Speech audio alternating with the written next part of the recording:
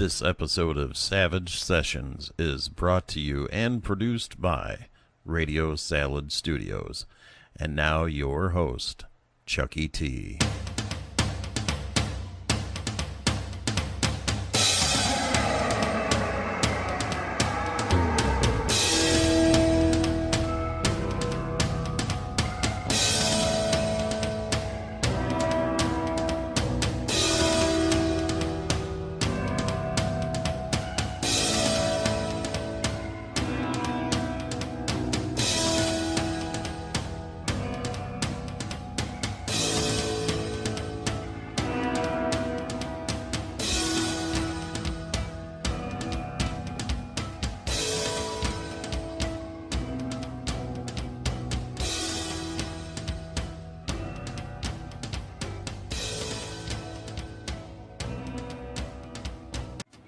All right. Hello, players, and welcome to Savage Sessions. My name is Chuckie Tee, and I'll be your host, along with Totes my goat for Deadlands The Weird West, Lynched, Episode 5. Deadlands is powered by the Savage Worlds Adventure Edition. Savage Worlds is a product created by the good people at Pinnacle Entertainment. You should visit them for all your role-playing needs. As is tradition here at Savage Sessions, I allow the players to go for that all-important fourth Benny to do more cool and crazy things throughout the game. To do so, all I ask for is a previously on. A 30-second recap, because 90 seconds is... Or are we doing 60? I think you went back to 60. Are we back to 60 now? Because I've been bouncing. But anyway, 60-second recap of the last episode as told from the viewpoint of their character. Gentlemen, which one would you like to go first? Don't matter to me. I'll do it. Okay.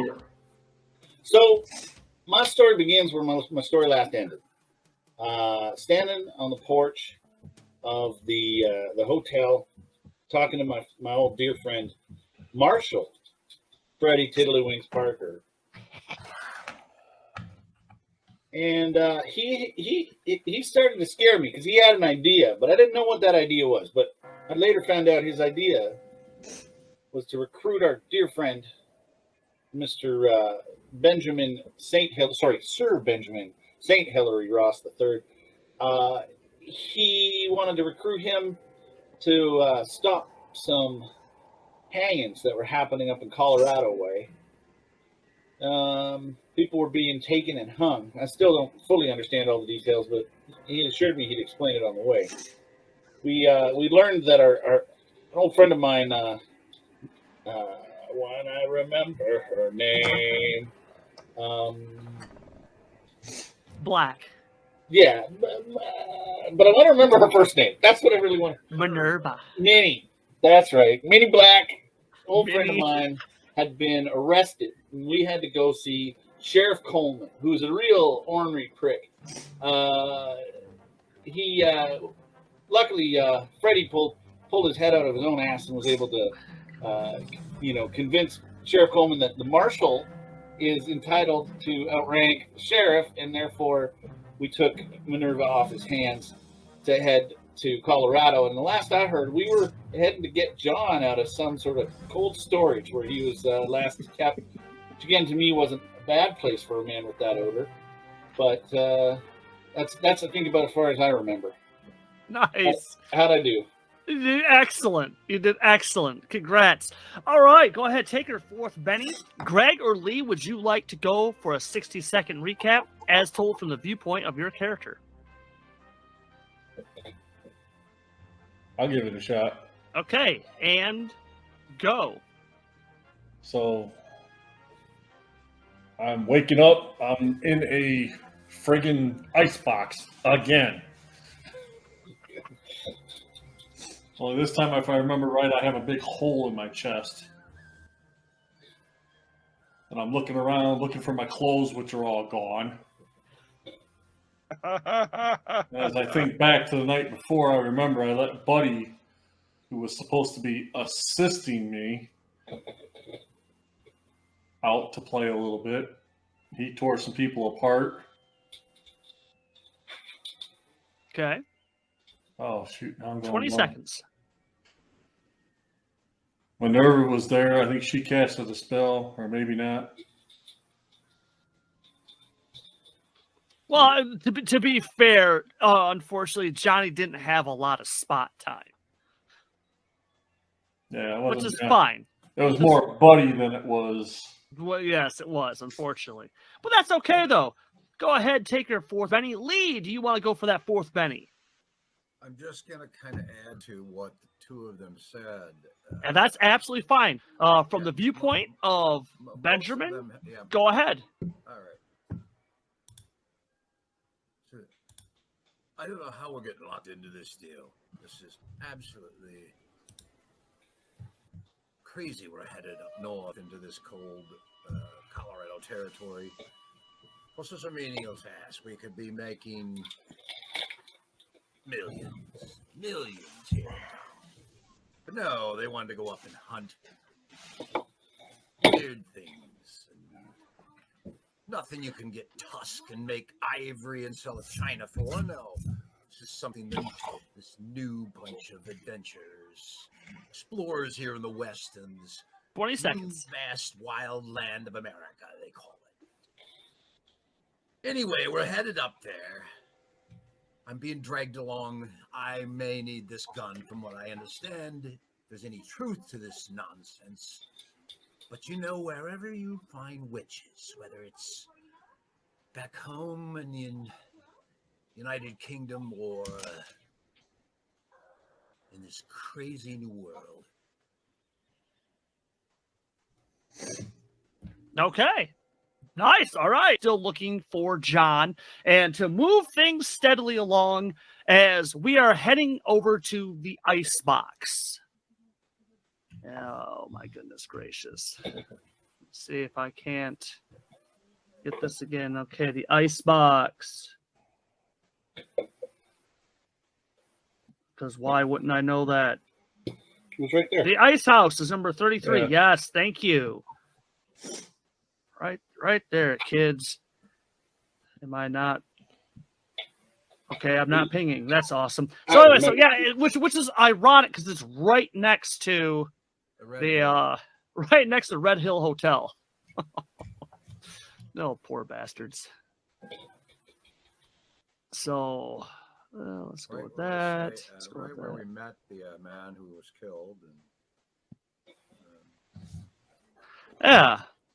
So there's the ice house, and as you guys are walking up with Freddy to go find John, there is again the ice house here doesn't look all that big, honestly, and there are several men standing out front, backing up now as a tall, pale, gaunt figure comes shambling out of the building, naked, carrying an assortment of pants, shirts, gun belt. He has his hat on. There is, as soon as he steps out into the sunlight, and his body starts to heat up, he's immediately steaming all over the place. The one man goes running off. The other man quickly follows after him. And down, you guys are at the end of the road. And John, Yeah. you Is that me steaming and stumbling out of the? yeah, it was time to go. No, it's some other guy. This is the Weird West. Oh man, yeah. So they're Well, that's easy. yeah. It's like, oh my gosh. So you see the three guys. You recognize, honestly, you recognize the old man with the weird hat. Before you recognize Austin's character. The third guy with him doesn't ring a bell at all, but you recognize the other two. And yeah, what are you doing? I probably could have stopped for a second and maybe at least put my pants on. fantastic. Yeah, Freddie leans over and he looks over. He hasn't taken his eyes off of the man that is now getting dressed in front of the ice house. Now, the weather is warm, but it's not that warm. And Freddie leans over to Austin. No, you're kidding, right?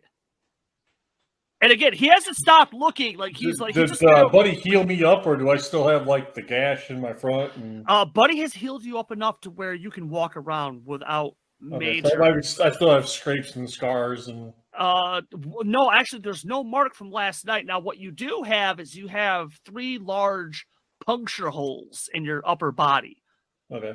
One that you're pretty sure that when you reach in, if your heart would be beating, you'd be touching your heart.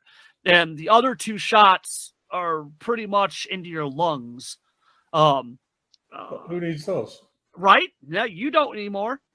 If Freddie looks at me questioningly, I'm going to be like, I don't know, and point at Minerva. Yeah, she just smiles and nods, and yes, that would be Jonathan. At least I hope that's Jonathan. And she leads over to the old man. You might want to have your shotgun ready. If he answers to anything other than Jonathan, do me a favor and shoot him in the chest, not the head. Just the chest.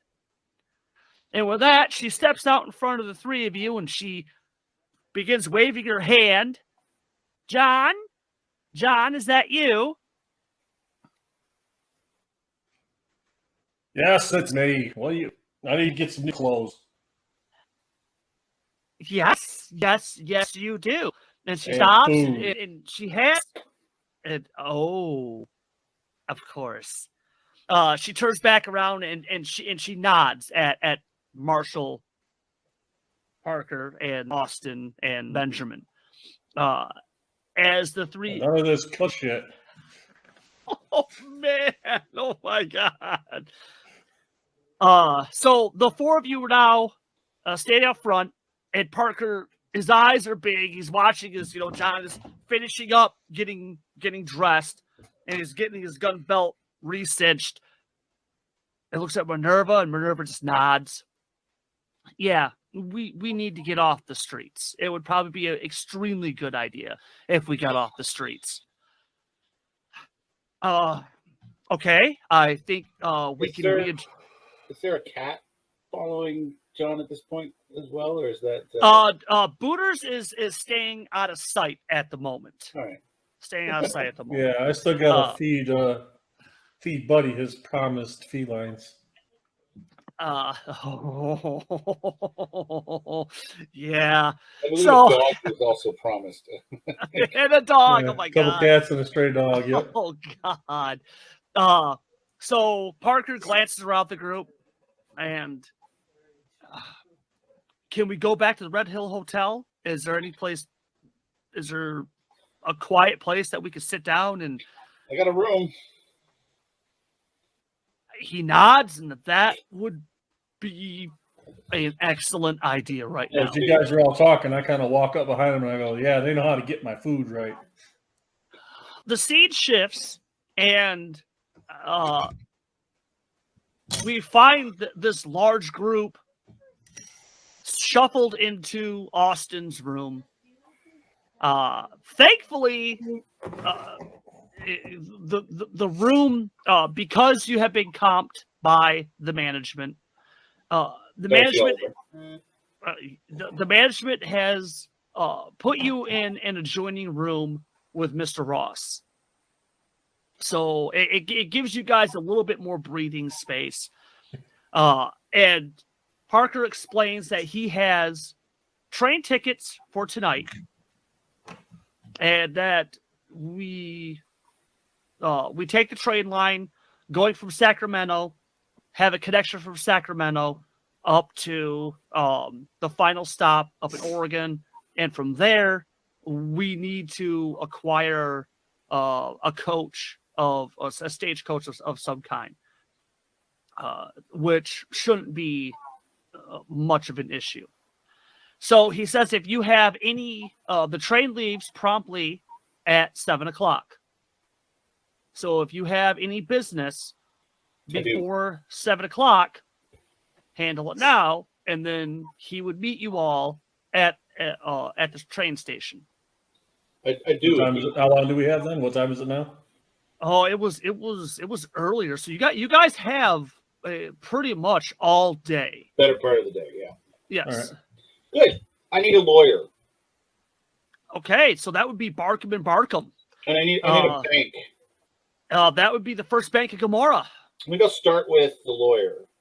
Nice. So I can explain to you what I want to do and avoid if you want to role play this shit, cool. But basically, I would like to get the legal papers notarized, okay, and then put into a safe deposit box, so that nobody. And I'm going to hire the lawyers to protect our interest in our absence. Protect yours and Lee's interest while you're gone. So that Barnaby and Philip and the gang aren't going to take advantage of our absence. Right. Just to make sure that Sweet Rock doesn't try to. I want to protect Mr. Ross's and my investment. Okay. All right. So that's not an issue. There'll be no real rolling involved with that. If you need me to put out some of my existing funds, I think you gave me a couple $100 on my character sheet. That will all be negotiated there, and honestly the fees are they're not extravagant, so and it becomes very clear that this is not something new to them at all. So Lee, besides traveling with Austin, is there anything that Mr. Ross would like to try and do before you get on the train to head to Oregon? I don't see any other avenues than the most current plans. Perfect. Okay. Greg, as for you, what is the you said you had to I needed to obtain new clothing. I'm still shredded and dirty, and plus I wanted to get food and see if I could also do something about my odor. So 7 p.m. hits with all the affairs in Gomorrah handled. And Parker is waiting for you gentlemen out front. Any luggage that you may have brought along with you is being loaded up. And I'm guessing we can keep our rooms for the couple of the month that we're gone or whatever, right? Yes. The owner says, now whether you believe him or not, no, don't worry about it. It'll be nice and safe. I promise. Yeah. We'll just roll Buddy with that. just looked at the owner and said, "It better be, or I'm gonna bring Buddy." Oh man, yeah, he doesn't know who Buddy is, but the look, just the look alone tells him that he should probably listen. Yeah. So with that, we're gonna go over to the map. Ooh. Woo-woo. Oregano. So let's go through a couple of things. So as the first night that you guys are on, Parker comes through in flying colors and explains that as a member of the U.S. Marshal, he has certain privileges. And one of them that he called on was sleeper units. So each of you has your own private apartment on the train. Nice. It's a nicer train, but then again, it is going to Sacramento. As for what the second train is going to be, you're not exactly sure. But for now, going from Gomorrah to Sacramento, the first night, Charlie meets you guys once you get settled in your compartments. He meets you guys in the dining car, and he starts to lay out a little bit more of what exactly is going on. He explains to you that there's a small town out in the middle of nowhere called Silverton. A U.S. Marshal was recently dispatched out there because there had been a series of murders where the average folk were being dragged out of their homes, and the locals were finding them in strung up, not far outside of town.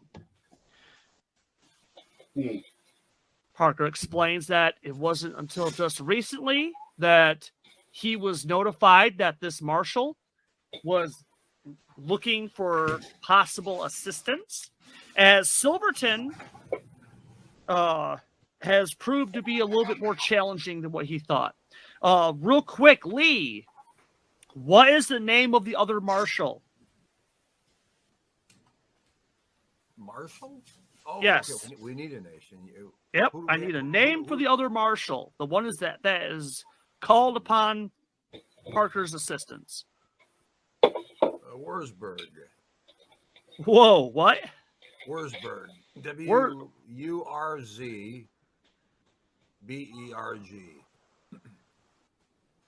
Okay. All right. Wurzburg. What's his first name?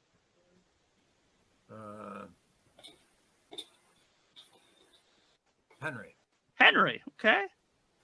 All right. So yeah, that's basically it. It's out in the middle of nowhere. Parker has the map of the area, and so he says that basically we're going to take the train line up through Sacramento, and then all the way up into Oregon, and then from Oregon, it's a simple ride over to Silverton. So the trip to Sacramento goes relatively without any type of issues. Mainly, it comes to having to watch John on a few occasions where he's been acting very strange. From Sacramento, it's getting onto a different train. This one is not as nice as the first one. There are no sleeper cars. Now, going through the rest of the trip, it takes several days to get there. It takes several different connections. It stops at several smaller towns here and there. Real quick, what do you guys do on these trains? Now the trains are nice enough to have dining cars. And as you're going up, some of them have, oh Jesus Christ, Greg's laughing. So some of them have sleeper cabs, and when Parker was able to, he would acquire them. And some did not. So I'll start with Austin. What was Austin doing to occupy his time while on this very long train trip? I did some poker. I played some poker. Nice. Nice. I wrote letters to my dearest Lily. Oh. For when I return. Nice. Nice. I like that. Okay. She really left a mark, like a couple of them actually. Nice. Lee, what was Mr. Ross, Sir Haley Ross, doing what was he doing to occupy his time on these long train trips? You spend a lot of time in the smoking room, smoking, and in the bar, drinking. Another specific. Okay. Whiskey he could get his hands on that train. It was better than what we had in Gomorrah, by the way. Much better. Those two things, and of course the breakfast bar, the breakfast car, the fine food we'd had, buffalo. We've been eating buffalo, I believe. Nice. Hopefully raw. Nice. Now, and of course, when none of these options were available to Mr. Ross, he had no problems explaining to the staff that this was not a good thing. That these were just simple human amenities that should be on every single train. Right. And it was met with various ups and downs here and there, but it definitely made the trip a little bit more exciting, if anything.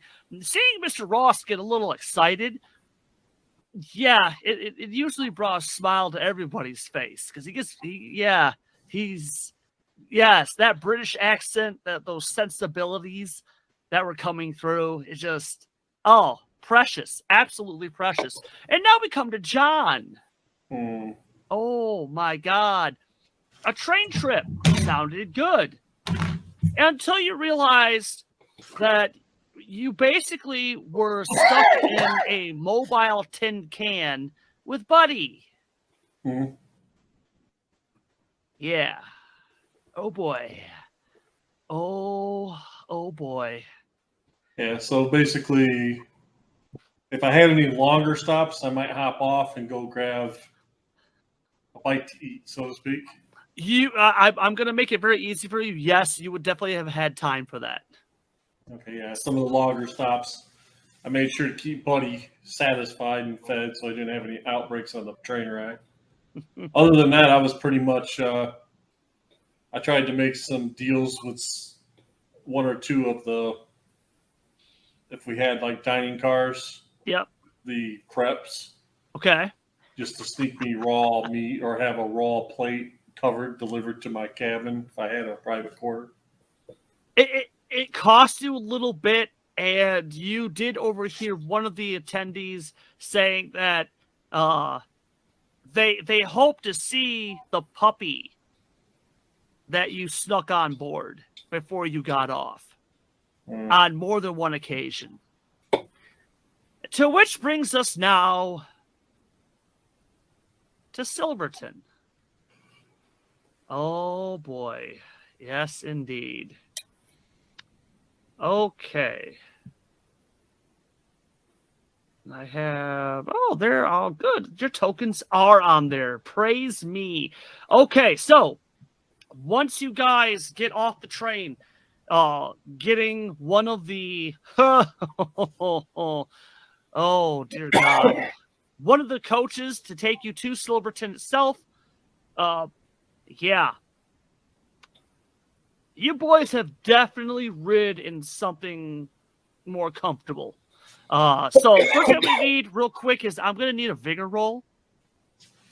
It was a good solid day and a half of riding in this thing. And the terrain is pretty horrendous.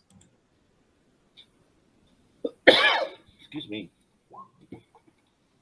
Okay, John, you're good? Oh, this is simple. Just a 4. We'll do it.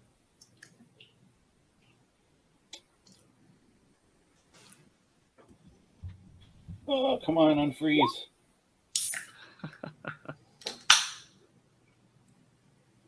Bigger? Yes, please. Ooh. Okay. A failure on this just puts you at -1s for this next one until you get a good night's sleep. That's all this is gonna do. Okay. I'm not taking that fatigue. I'm going to Benny that. You're gonna Benny that. I'm going to Benny that. Well, I got Bennies. Oh, it's worse. All right, one last one. I'm going to toss it. All right, last try. There we go. There you go. There's your 5. Excellent. All right, Lee, how you doing? So you're fine. Everyone, it was uncomfortable, but it was livable. You're definitely happy to see the small. Oh my God, this is it. Holy crap. Okay. Not the first time you guys have been traveling around and there's been, oh my God, like this is it. This is the entire town. Okay. So right off the bat, as the stage comes up, it stops in front of this building here, which says out front, the Gem Hotel. Oh, the Gem. I mean, let's not go that far. It's nice. It looks relatively maintained. Somebody may have at one point earlier in the year slapped on a fresh coat of paint. Windows are all intact. One of the ladies inside comes out and quickly goes back inside when she sees the coach and she sees you guys disembarking. And a portly little man steps out, glances around, and looks at you guys all for quite a long time with a serious look at his face. His eyes light up when he sees Parker. As Parker gets out, and stretches and glances around. And the guy ducks back in, and a few seconds later, as the camera is moving around the stagecoach, it stops. We can see the guy come back out. A younger man steps out with him, and the chubbier man points at him and points down the road, and the other guy goes running off. And we can see him as you guys are getting your luggage and everything. The chubbier man is leaning against the wall of the building, and down the road we can see the man that he had been pointing at duck into one of the buildings, and the coach says that he's going to go to the local stable, and that when you guys are ready to leave, you let him know, because nobody's staying in this town. And with that, he hits the horses and they start to move on. All right, gentlemen, what's up? What are you guys doing? Look at Freddie. Yep. Is that your buddy? Freddie glances around real quick and he looks over and kind of looks on. No, but honestly, I've never met I have never met Marshall Henry. I don't even. I was just told to come here and assist him. Is to the the best guy of my wearing a ability. badge? The chubby fella? No, the chubby guy, Lonte, he looks like a bartender, just the way that he's dressed up. But when he sees you and Freddie talking and sees Freddie turn and look at him, he does smile and he does give a courteous wave. Right, because he saw the badge. Oh yeah. Ross, what about you? What are you doing? You're muted, bud.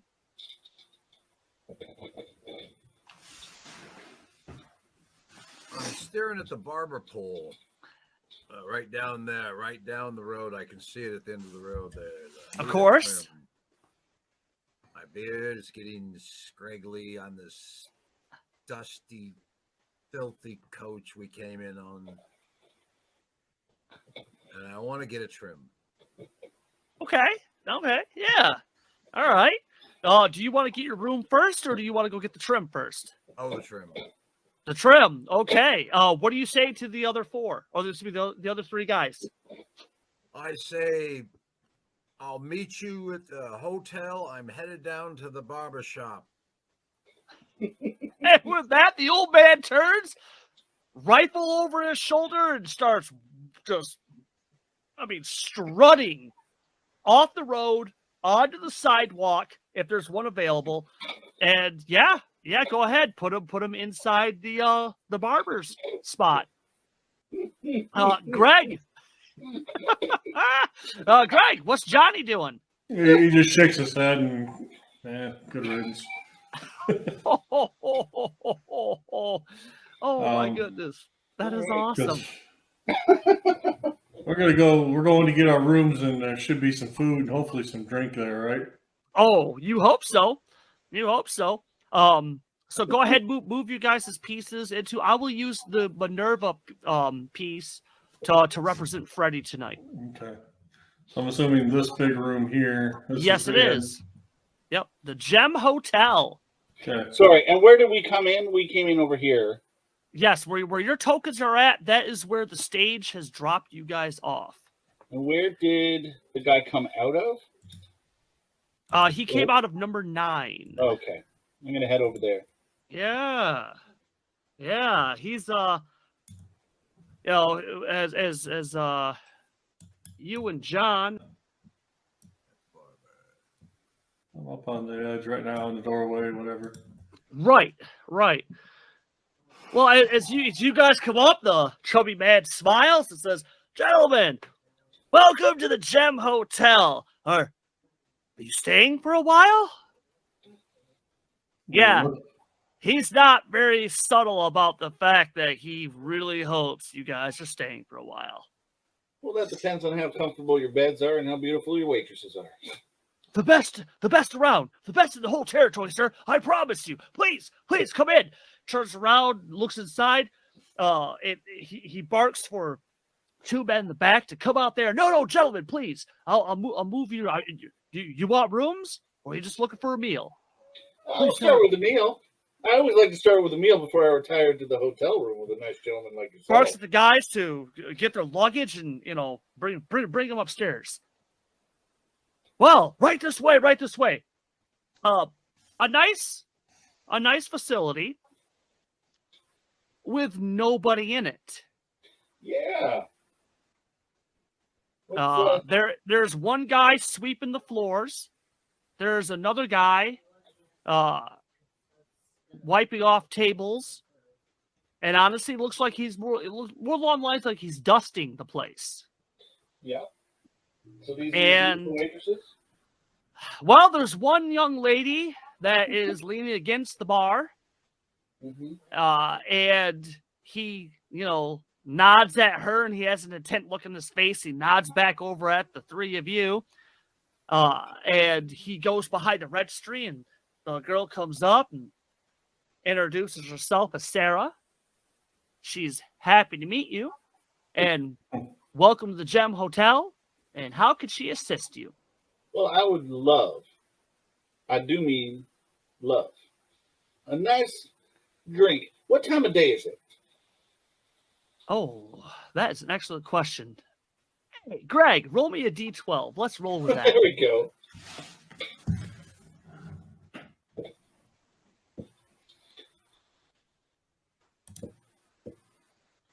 $3 p.m. Nice. 3 p.m.? Not too early, not too late. Okay. Perfect time. I would like a nice drink, something 1/3 of the way from the top shelf. She glances back, nods, smiles at you, and a light brown. Right away. Gentlemen, let me get you a 2 table. for my buddy. Oh, yes, sir. Gentlemen, right this way. Let me get you a table. Oh, and Freddie's with us, right? Yes. And one for my other buddy. Freddie, of course, he stands back and he kind of stretches a little bit, and he's definitely showing off the fact he's got a badge. Of course, as one would. John just kind of says, "Thanks, Austin, for the drink." Oh, nice. Well, everything's going smooth with little Miss Sarah until she sees the badge. And then her eyes get big, her face drops, and she turns a slightly more pale than she already is. The scene shifts, and we're inside the barbershop. Oh, let's see here. Stereotypical looking barber of the era. Tall, skinny. It's got Just the the era where you go to the dentist, you go to the barber, dentist, and all that. He's like the same guy. Yeah. So, Ross, as soon as you walk in, the guy is sitting in the chair. He's got a little dime novel in his hand. Door opens up, the little bell at the top jingles, and he puts it down and looks completely startled. Eyes you up and down. Hello, sir. Can I help you? But mainly, he's looking at the giant rifle you have slung over your shoulder. Looking about his shop. Oh, boy.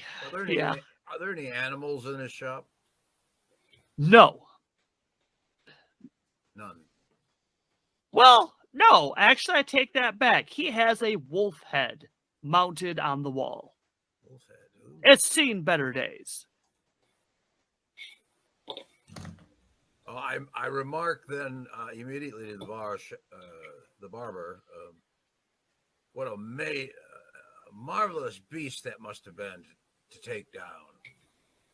And my name is Benjamin Ross. Who do I have the pleasure of meeting? The guy looks at the wolf head, looks at you, and stands up. And, name's Timothy Jones. Hello, Mr. Ross. Are you're here for a haircut, right? I just wanted to trim my beard and mustache. Oh, thank goodness. Yes, sir. Right away, sir. And he pulls off the stuff and motions for you to sit in the chair. And if you like, you can go ahead and just set your gun right over there, sir. And we'll yes, sir. We'll get you trimmed up right away. And he immediately goes into what sounds like a well-rehearsed routine. Welcome to Silverton. So what brings you to our fair little burg?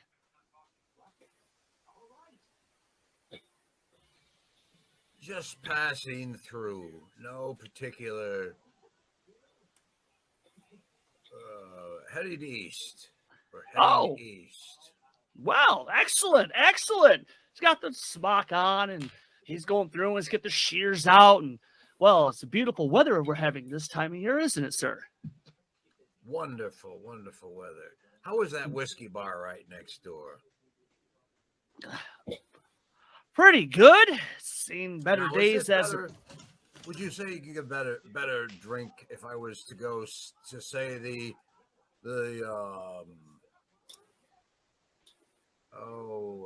let's see.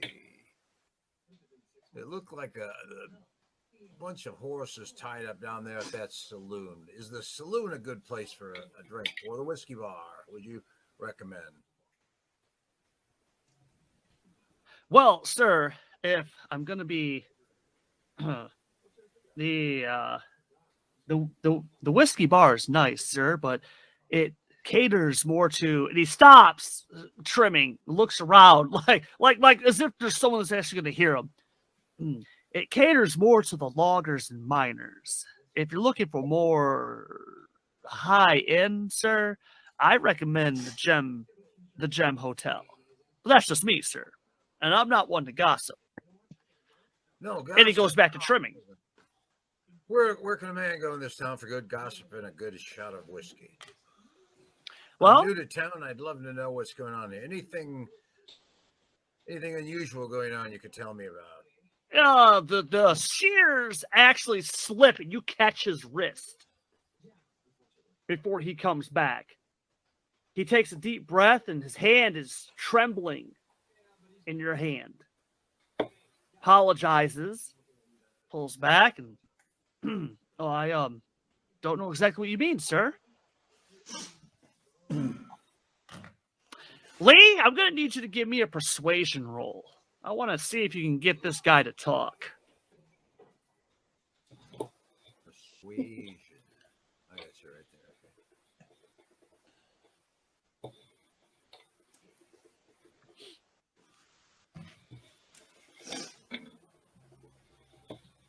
Yeah, you got the 4. All right. Yeah. The guy says, well, sir, as he continues to trim, and again, he's almost done, and as he's getting you finished up, sir, you said, Mr. Ross, I like you, sir. You're a man of high-born prowess. doesn't take much of another gentleman to recognize another gentleman. Said you're just passed through, sir? Yes, that's the case. Sir, I would go over to the stable. I would get yourself a horse. And, sir, I would leave tonight.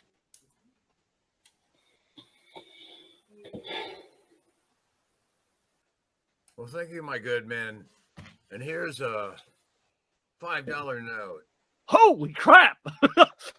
The man's jaw drops. That's a lot of money, man. Oh my god! Right there, that's a lot of money. Oh, you too, sir. Well, The thank haircut you. would have cost you a nickel. Like, Oh, yeah, this guy's just. Oh my god! Thank you. Oh my god! Thank you, sir. And And from that moment, I walk straight out okay. of the barbershop to Where do you want to go? the Gem Hotel, Okay, go ahead. Move your token down there. Excuse me. and I locate the first member of our party, and most certainly my partner in business, Curry. Okay, so that scene Austin ends. James is my name. Austin James. Austin James. James Curry is playing Austin James. So the scene ends Austin James, with right. where we see Mr. Ross, nicely trimmed. Hey, you know what? Honestly, Lee, he did a damn good job. You gotta give that boy points. Well done. $5. Oh, he's well paid. He's well paid. But when a man saves your life, you owe him a little bit. Right. Right. So the scene ends with And that's exactly what I'm rushing up to Austin, Mr. James, right now to inform him of what the barber just hold told on. me. Hold on 1 second. So that scene ends with Ross coming out, checking himself in the window, slamming the shotgun over his shoulder, and walking down the plank sidewalks. As the camera pivots around and is going backwards, we can see Ross walking towards the camera. Behind him, we see the bar owner, or the barber, stepping out. He's putting on a coat. He's holding up the $5 bill. He's putting on a hat. We see him running down the road, hooking a brisk right. And as the camera is still following Ross as he's going down the street, we see the same barber coming out with a horse and then going off down the road. Yep. Finally has enough to leave. And so inside the Gem Hotel, the owner tells Sarah to stop gawking at the men and get them their seats.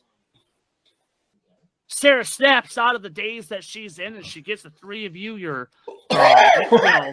John, Austin, and Parker. Well, like I said, honestly, you guys could have picked, but she takes you over to one of the tables closer to the bar. Apparently, she doesn't want to walk that much. Yeah, well, that's fair. Yeah. We're the only ones in here. She brings you the drinks, and then she asks if any of you gentlemen would like any kind of food. The kitchen is open. Yeah. She looks at John, and of course now she's getting a real good look at John, and she does take a couple steps back. Yes, sir. A big side of beef, raw.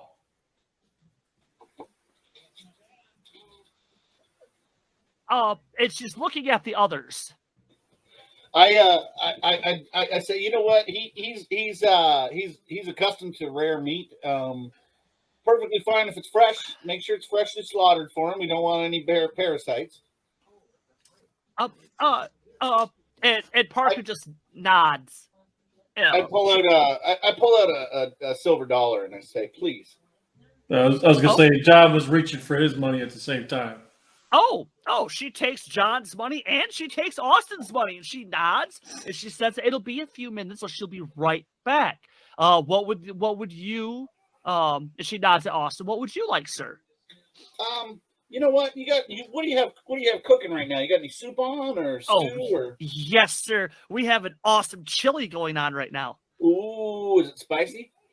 Oh, yes, sir. But she leans in, winks. We can make it spicier, sir. I look at her and I go, I like it spicy. Oh, and I wink back. Parker just groans. Make it 2 bowls, extra spicy. I give Parker an elbow.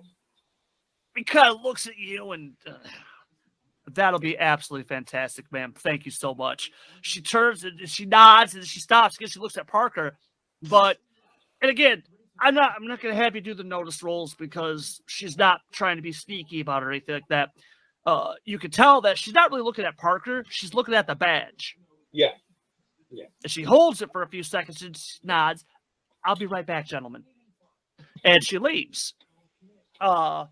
She comes back with the chili first, apologizes to John, but she's going to head out back and she's going to get him the side of meat that he's requested, raw, and she'll be right back.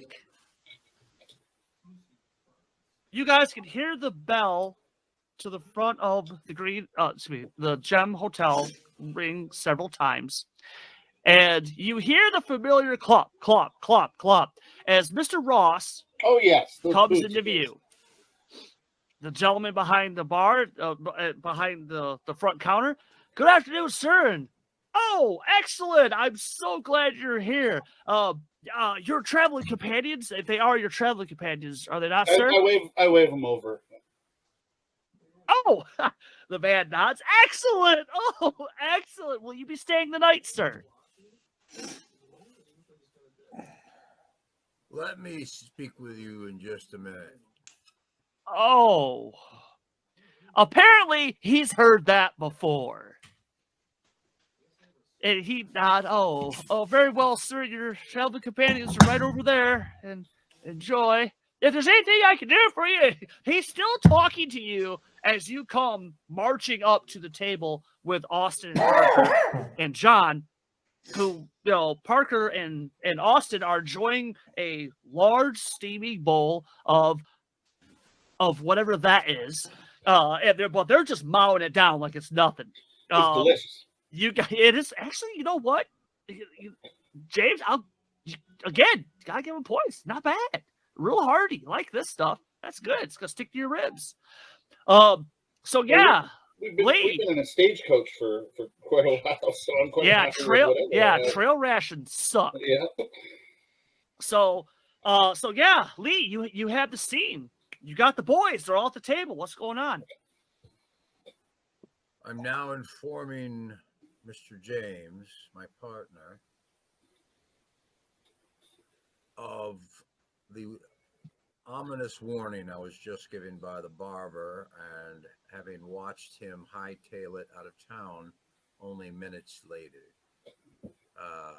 As sincere as possible that if we were smart, we would leave and not stay here.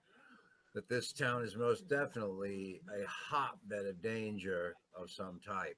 And we knew that when we came up here. So we are definitely at ground zero. Watch your back. Well, I thank you, Mr. Ross. And as you know, as you well said yourself, you don't come to a town to stop a lynching without expecting some danger, right? That's why we're here. We're not here hunting bunnies. Oh, is this one of you gentlemen's father? And Sarah has come back with a large platter, and on that platter, Lee, to your absolute horror, is a giant slab of meat. And she sets it down in front of John. She turns, she looks at you with a beaming smile. Good afternoon, sir. Let me get you a chair. And she brings you over a chair. Is John even cutting the meat, or is he just holding it up and biting into it? He's at least being somewhat polite and using some manners. He does ask if you have a bigger knife. Oh, my God. The lady just looks, because she thought you were joking around. But you did pay, and so when she sees you actually hold up the chintzy little knife and the fork, she just nods, slowly turns, and walks back into the kitchen. And Parker's looking over because he thought you were just trying some tough guy routine. You know, you've been quiet for most of the train ride here, staying to yourself. You know, the few times that he has seen you, you were real ominous about saying all sorts of crazy stuff like, I really can't wait to pull the pin on that train back there. I want to see what that happens to that car. No, I really buddy. do. No, buddy. I really do. We still need that train car for a little longer. Oh no, this is when you were asleep. Oh, Yeah. taking me for a stroll. Okay. Yeah. Oh boy, howdy was he ever. So, which is the bad thing, because when Buddy's in charge, you have no idea what he's doing. Mm-hmm. So yeah. So as the conversation goes on, Parker even watches in a combined fashion of pure disgust and abject fascination as John just tears into this giant slab of meat to the point where he's watching. Oh my God. Oh, John, are you sure you don't want? And he sees the look in your face and he nods. Oh my God. And he pushes. I was gonna say, when I do that, does Buddy kind of come forward a little bit in my eyes and stuff? Oh yeah, once you start eating it, oh no, man, this is some good stuff. Oh, we need to stay in this town. Oh man, yeah. Thank you. And oh God, and Parker just kind of slides his bowl of chili, what's left of it, over to Austin. Whoa! Oh my God! And if I was Sarah comes back with refills, he glances up and, ma'am, my name is U.S. Marshal Parker. I'm here to meet up with an associate of mine. And she turns around and she's got the empty glasses. She smiles. Are you? Yes. U.S. Marshal Henry Wurzburg. And she drops one of the glasses. And she looks at him. And she shakes her head. Oh, no. He wasn't a friend of yours, was he?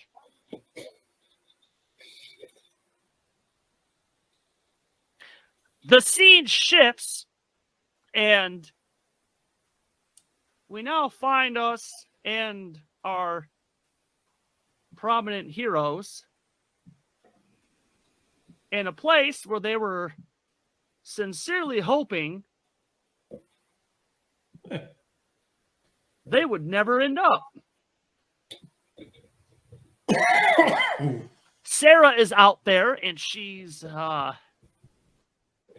points at, we see her as the camera, swirls around the four men, and she points down to, there's not even a headstone. But then again, there's quite a few fresh graves with just simple cross markers.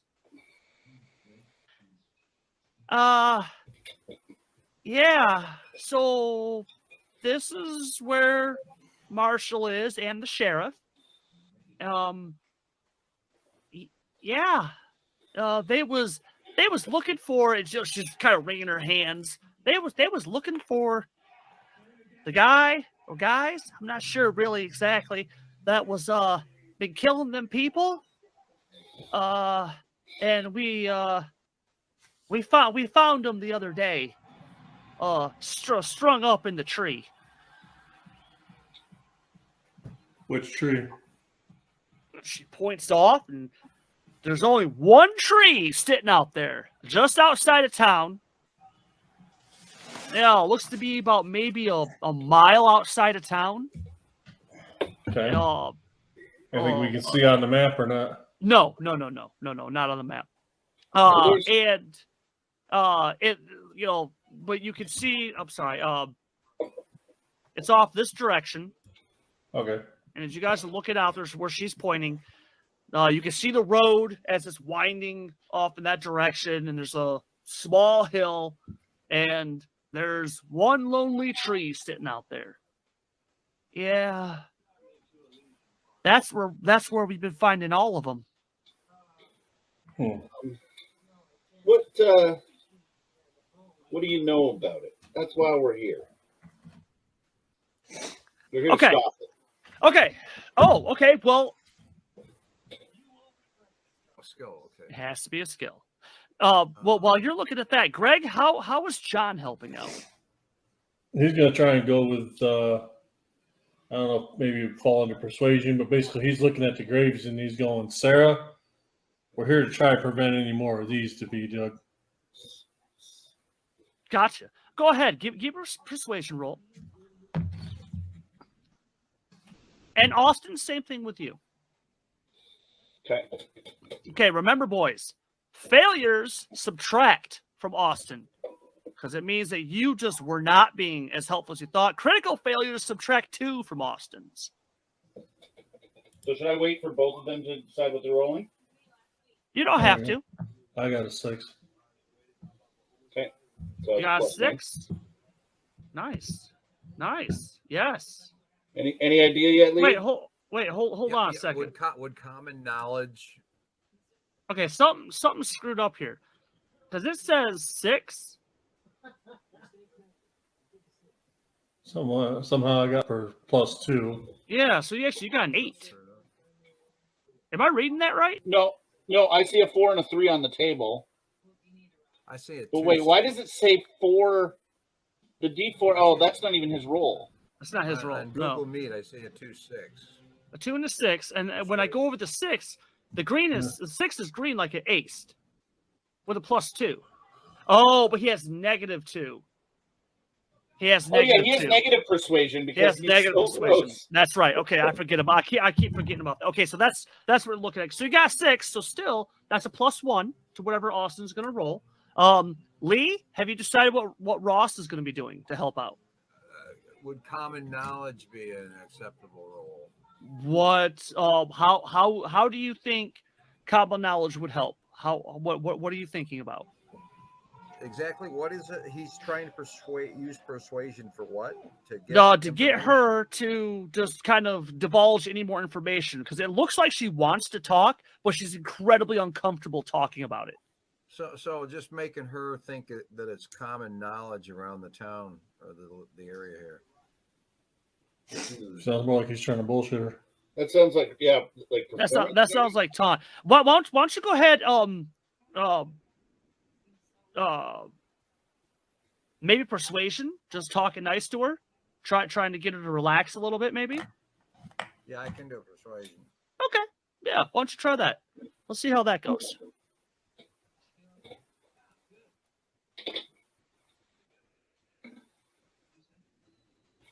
Okay, so that would be a failure, but you can re-roll. Yep. A free roll. Okay. Do it. You can do it. Oh! There we go. That's another There +2. we go. There we go. So you got a plus. You got a +3. Now, boys, remember with this, the Savage Rules, the highest bonus that you can ever get is a +4. So you're doing +2 from any individual as well. I've learned that.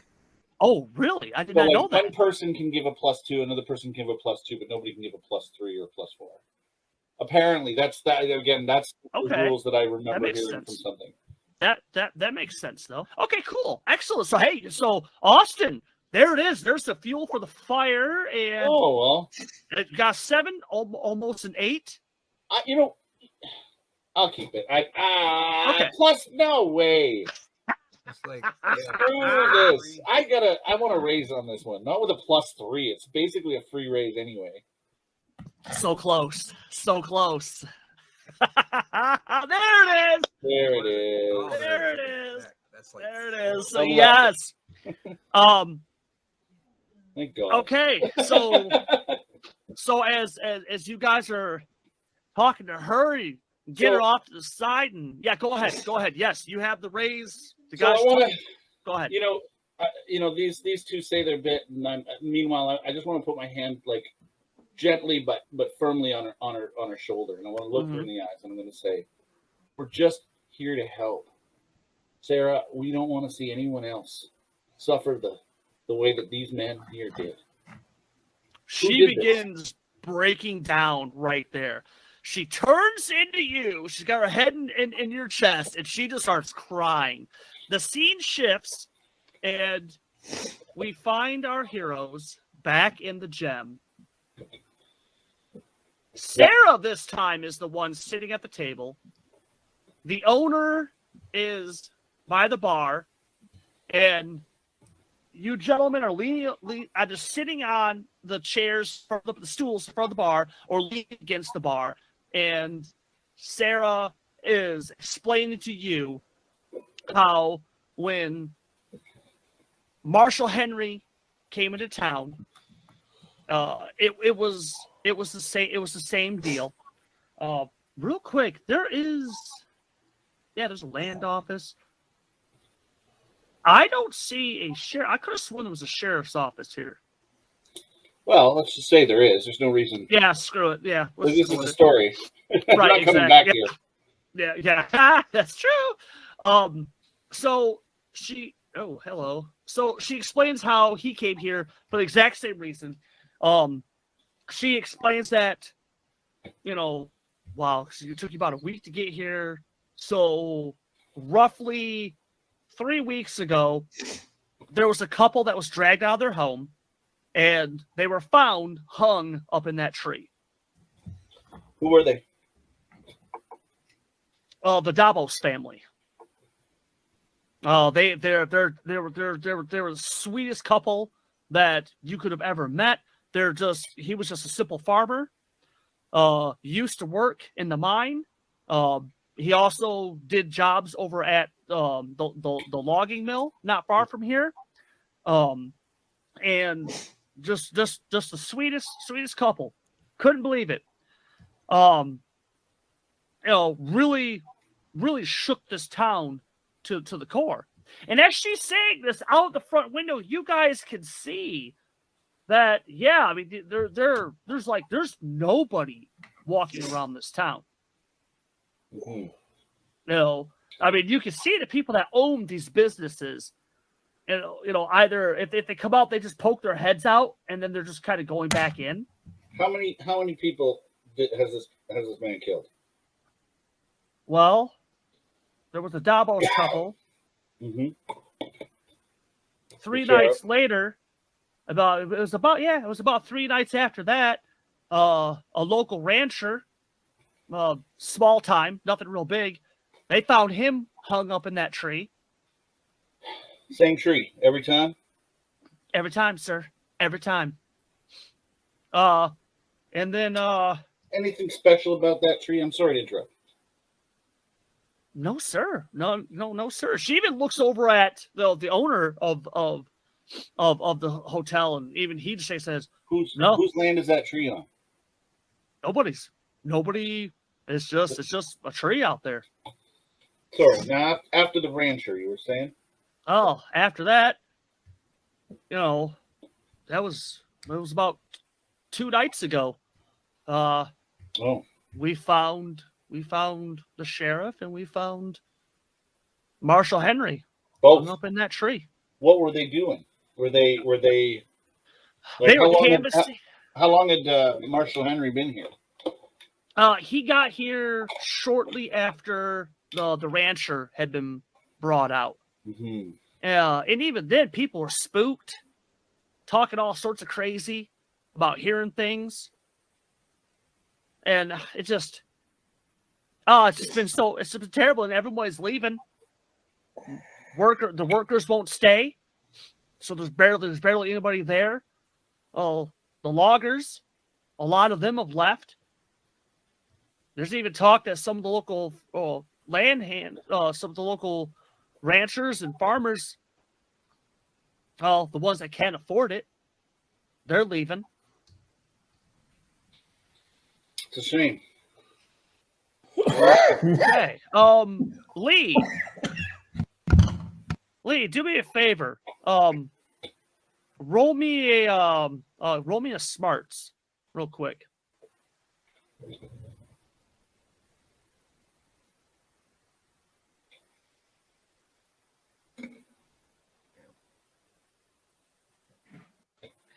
Yeah. Something was off about those graves.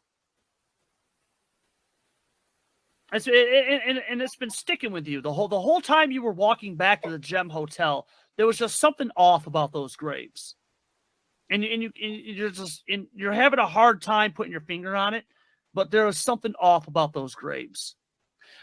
Greg, do you have any questions for Sarah or the owner? So as long as you guys have been in town, that tree has always been in that spot. Oh yes, sir. That's they kind of look at each other and yes, sir. Anyone else ever hung there? Oh, the owner, he stops cleaning the glass and he nods that he thinks he remembers hearing stories that before Silverton got big, that frontier justice and all. Of course. He remembers that was a place. Right. For men and women to meet their end. But the local sheriff, the one that they were with, Jeffries, he never did nothing like that.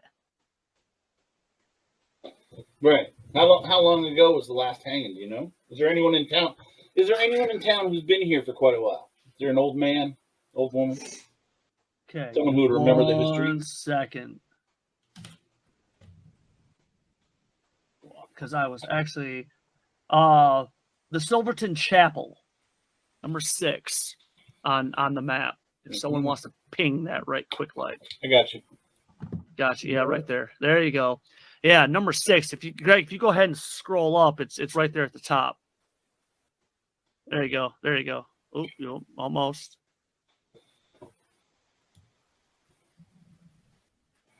Up yeah. Here. Exactly. Nice. Yes. Okay. I said that the preacher there, the owner of the Gem Saloon says that he's been here pretty much since the place was founded. Preacher. What's his name? I don't know. What's his name? Preacher White? Sure.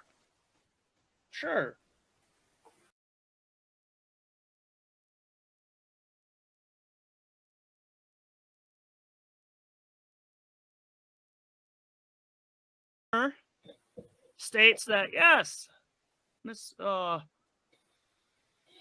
White has he's been here pretty much since Silverton was founded years ago. So there's your preacher. That's him. Oh boy, howdy. So hey, Chuck, if you think this is a good place, then there he is. Jeebers. That's him. So, do you think the preacher scene's going to take more than 20 minutes, or? No. Oh, okay. No. Sorry, I got the vibe that you were like, the preacher scene, okay. Oh, yeah. No, this is good. I'm very happy. I'm extremely happy right now. So, yeah. So, you guys got a lot of different spots. What do you guys want to do? We will start with Greg this time. What is Johnny thinking?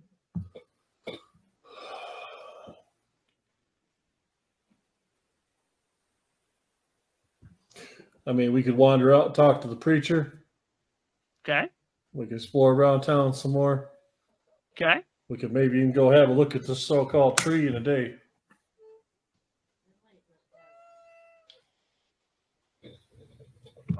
Austin, Ross, yeah. What do you guys think about that? What idea? What thoughts do you guys have? I'd like to know a little about the tree. Okay. Okay. I'd also really like to be somewhere. This might sound silly, but I think we should sleep in shifts. So, can I get the timeline straight here? Yeah. Davos, Mr. and Mrs. Davos. Yes. 3 nights pass. 3 weeks ago. No, but 3. So 3 weeks ago. Oh, okay. 3 So weeks Davos, ago. and then there was 3 nights later the rancher. After the Davos family, the Davos couple was found, hung in the tree. 3 nights later, The rancher. the rancher was found. 2 nights later.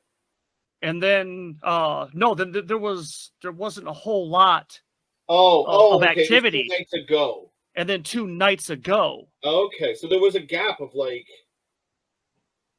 more than a week. About a week. Okay. Still Right. thinking There's that maybe no constant pattern to when it happens. I still think that maybe we should find a way. Like it's got to be like 4. Well, we're drinking and eating soup, so it's probably like almost 4:30 now, right? Yeah, it's hedging on 5. Hedging on 5. Yeah. Sunsets. What time of year is this? Let's go spring. Okay, so the sun's gonna set in 2 to 3 hours. Right. Yeah, John kind of agrees with that. He says then we should just go see this preacher and then ponder on whatever facts we get from that and what she said.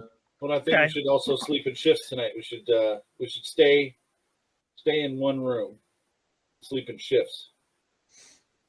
I want to be awake when they start dragging me out to be home. What? Okay. John doesn't bother John. He can go a little while without sleep. Okay. Are you sure about that? In my brief knowing you there, John, I actually prefer you when you're not asleep. Parker nods. Parker's like, wait, looks at you like, wait, what? Real quick, because we haven't established this. I need a name for the owner of the Gem Saloon. Oh, the Gem Hotel. The Gem Hotel. Yep. Hoyle. It would be Hoyle Eastwood. That's perfect. Okay. Yeah. So the scene shifts, and as you guys, before you left, Mr. Eastwood said that he would get your belongings up to 1 room. Okay. And as you guys head over to, does he have a room with a couple of beds and a couple of cots? No. A lot of his are simple. They're just what's simple. What's your largest? No, I was gonna say no grand hotel, no grand room or a suite or whatever. But we'll pay you. Oh, yeah. Okay. Yeah, I could go with that. What I'm thinking is we can pay him for a couple rooms and just carry a couple beds in from another room. We'll put them back before we leave. Do that too. He thinks it's strange, but you're paying, so he's obviously extremely happy right now. So I look at him when he thinks it's strange. I look at him and I say, so, "You know what's strange is a town full of people who are getting hung, who are looking at help like they're strange. That's what's strange." He nods and says that while you're off talking to the preacher, he'll get a couple of the boys and they will make you a room comfortable. Thank you. Yeah. And a pot of coffee when we return, please, because we're going to have to be up late. Go ahead, take a Benny. All right, thank you. Thank you. Yes. So as you guys come into the church, oh boy, the door is open. The door is open because you see a pair of feet. Wait, right what? There at the threshold. Oh no! I look in. I see what's going on. There's an old man, black slack pants, nice white shirt, just lying there on the ground. Preacher, you okay? I bend down and listen for his breath. Lee, Greg, what are you guys doing? Parker is hanging off in the back. as all good NPCs should. Yeah. Not one of his brightest moments. Minerva has been sleeping in the coach this whole time. Probably not one of John's brightest moments, but he's going, "Hey, buddy, you want to take a bet on whether he's alive or dead?" I swear to whatever God you believe in, if you go into that building, I'll burn us alive. You better stick your ass outside right now. Well, unfortunately, that's not an option. Maybe you'll be lucky and he'll be dead. This is fantastic! Lee! This guy is talking to himself. Like he's having a full-blown conversation with himself. The camera is panning around. What is Ross doing? Austin has gone up. Who's talking to himself? Is this Buddy? John. John is having a talk with Buddy, right? Yeah, you don't know who Buddy is. No, I don't know much about it, but I do see the conversation taking place, and it always makes me nervous when this strange gentleman from the United States with the odd odor starts talking to himself. He's done this before. Oh yes, in the past recent weeks. Oh yeah, that train ride. Oh, I remember that night. The town, it was all tore up and just. So I'm what getting is nervous now about the whole fact he's doing that. So I'm quickly checking the preacher out to see if he's breathing. Yeah, okay. So as you guys are laying there, and the old man's just laying down, head tilted to the side. He's just lying there. And you guys are checking him out. So yeah, I grab him by his shoulders and I put my head next to his mouth and I listen to see if he's breathing. It takes a few seconds as your head comes down, his head turns and he grabs your head and he pulls you in close and he's kissing on you like you're some long lost girlfriend. I pull back. He lets you go. Preacher. Around, looks around. You ain't Sarah. Wipes his mouth. He rolls over onto his knees. Sarah. And then kind of, as he gets on his knees, he goes up. All you hear is a series of cracks. As all of his joints. As he goes, oh, that's gonna leave a mark. He grabs onto Ross. Who the hell are you? And he uses Ross to push himself up. He grabs onto Austin, brings himself all the way up, glances around. Who the hell are you? Well, this here's Marshal Parker. And Marshall's leaning against the railing going up to the front of the church. His eyes are huge and kind of looks at We're Austin. His unofficial deputies. And we're here to find out a little bit about the problems. They're here to fight the devil. I hear it. I hear him whispering in the night. Do you now? You stay here in this town, you're going to hear it too. What do you hear? Oh, it moving around. It thinks it's clever, but it's not. I told them when the Davos family that they should all repent. They should all come to me and get baptized. But not this. It turns out this is when you guys catch on real quick as he's walking around. But not these ways. These are broken ways. These ways don't work. He's walking down through the middle of the church. Huh. And this is your classic old school, church. Big time. There's no crucifix. Huh. No, excuse me. There is. It's on the ground.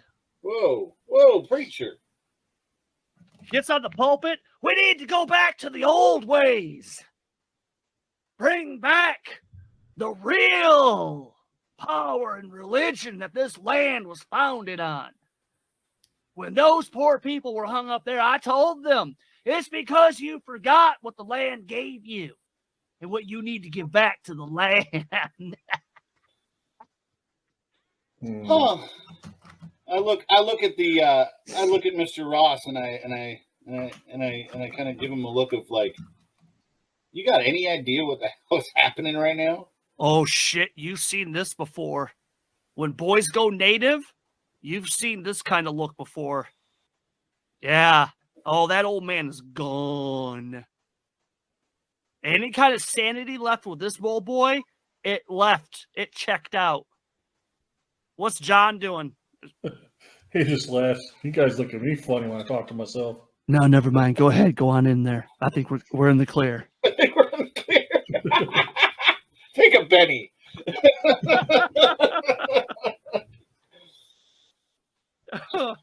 Oh my God! No, so so that's what good old Pastor Preacher White. He's just babbling on about how forsake your gods and all that crazy stuff, and come back to the old ways. It's the only thing that's going to protect you from it. Okay, well then I am going to. So it's safe to say he's probably like desecrated this church then.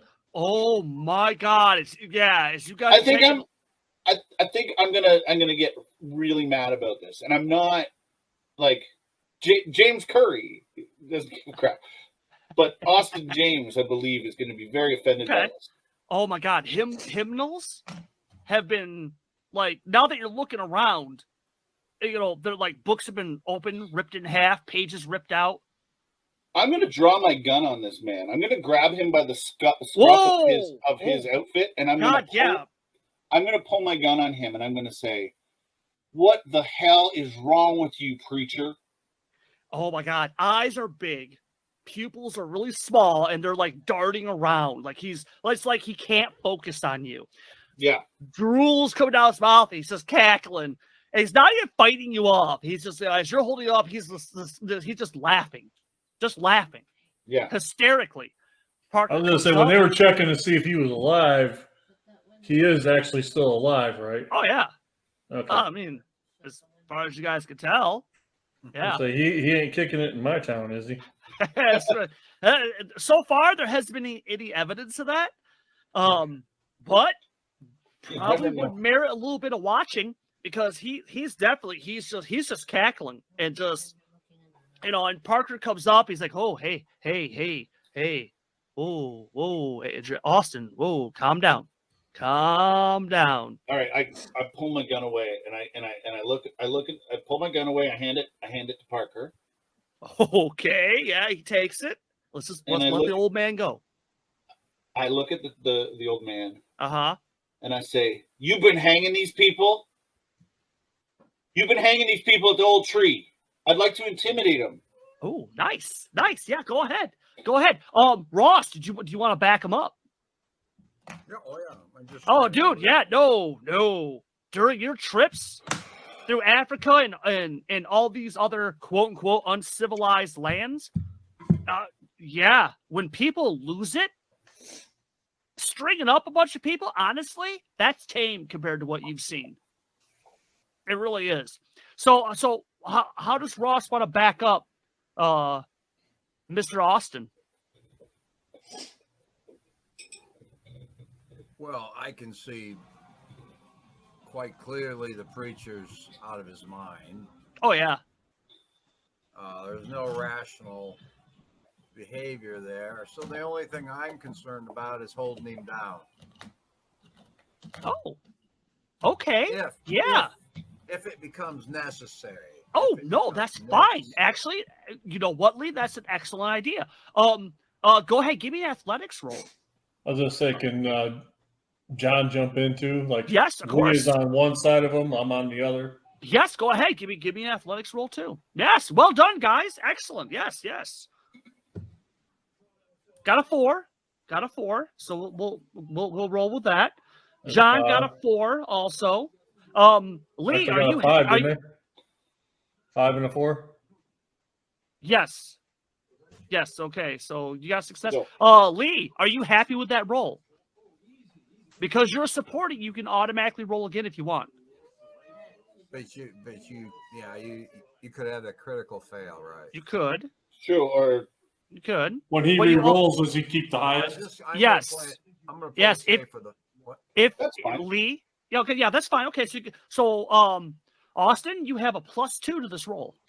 Okay, so I'm going to roll intimidation, which I'm not great at, but I'll take it. Sure, you get a +2 on it. Oh, Yeah, there we go. There we go. There's your 8. That's a point. It's an 8. There's your 8. Success in a raise. Gentlemen, you have the scene. The camera is panning around. Cue up the dramatic music. And what exactly is happening here? So I'm assuming that this preacher is having a hard time focusing, and I just hold my fist out, and I basically asked him. I said, "You've been hanging people at that old tree. So if he's not been hanging the people himself, I'm assuming with a raise, that the mention of the old tree might get him to speak about the old tree, if he knows anything about the history of the old tree." No, I don't have to. It sends its minions from the dead to do it for it. It feeds just like it did back in the days. Back in the old days. What are you talking about? Back in the old days. It sends its minions. The ones that done hung. It sends them out for more. The ones who done hung. Children of the old gods. They done brought them back. Where? Them brothers, they done did it, and they brought them back. Where? Where? He starts to cackle and break down. To find out what happens next time on Savage Sessions, join us next week. Same Savage time, same Savage channel. And until then, from all of us to all of you, go out there, be safe, have fun, and may the dice be with you. Always. Everett, take us home. This has been a production of Radio Salad Studios. For more information, contact us on Facebook at Radio Salad Studios. Thank you.